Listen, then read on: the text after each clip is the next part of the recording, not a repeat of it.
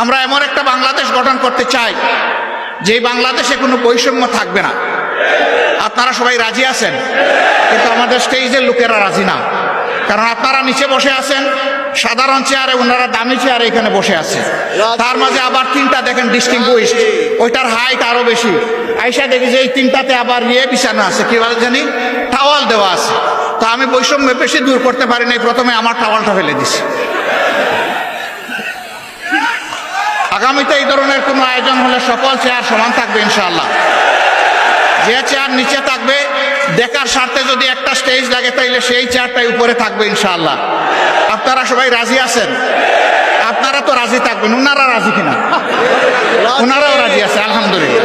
তাইলে আমরা উভয় পক্ষ রাজি যে আমরা সকল ক্ষেত্রে বৈষম্যহীন চলবো ইনশাআল্লাহ। এই রিকশা আপনারা সংসদে পাঠাবেন, এই রিকশা সংসদে পাঠাবেন। এই রিকশা 12ই ফেব্রুয়ারি আপনারা ব্যালট বিপ্লবের মাধ্যমে সংসদে পাঠাবেন। নাসরুম মিনাল্লাহি ওয়া ফাতহুন করিব। সুবহানাল্লাহি ওয়া বিহামদিহি, সুবহানাকাল্লাহুম্মা বিহামদিক, আশহাদু আল্লা ইলাহা ইল্লা আনতা আস্তাগফিরুকা ওয়া আতুবু ইলাইক। সুবহান রাব্বিকা রাব্বিল ইজ্জাতি আম্মা ইয়াসিফুন ওয়া সালামুন আলাল মুরসালিন, আলহামদুলিল্লাহি রাব্বিল আলামিন। আসসালামু আলাইকুম ওয়া রাহমাতুল্লাহ। আল্লাহ ক্ষমতায় কারে নিবে না নিবে উই ডোন্ট নো।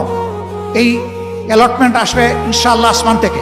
দেশ পরিচালনার দায়িত্ব পাই কিংবা না পাই, দুর্নীতি মাটিতে নেমে না আসা পর্যন্ত আমাদের লড়াই চলবে ইনশাআল্লাহ।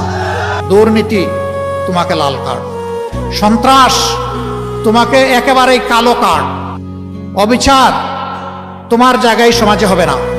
আল্লাহ রাসূল বলেছিলেন, খায়রুল কুরুনি কারনি সুম্মাল্লাযীনা ইয়ালুনাহুম সুম্মাল্লাযীনা ইয়ালুনাহুম।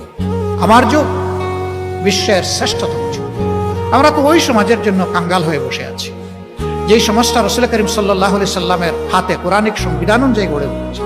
একটা দুর্নীতিমুক্ত, সামাজিক সুবিচারে পরিপূর্ণ, একটা ভারসাম্যপূর্ণ অর্থনীতির দেশ হিসাবে বুক চিতিয়ে যুদ্ধ করা যুবকদের হাতে তাদের মেধার মূল্যায়ন করে তাদেরকে দেশ গঠনে তাদেরকে কাজে লাগানোর সেই পরিকল্পনা নিয়ে আগাচ্ছে বাংলাদেশ জামাত ইসলামী। তারপরে ময়মনসিংহ 2 মুফতি মোহাম্মদুল্লাহ, এটাও আর একটা প্রতীক, একই প্রতীক ইনশাআল্লাহ।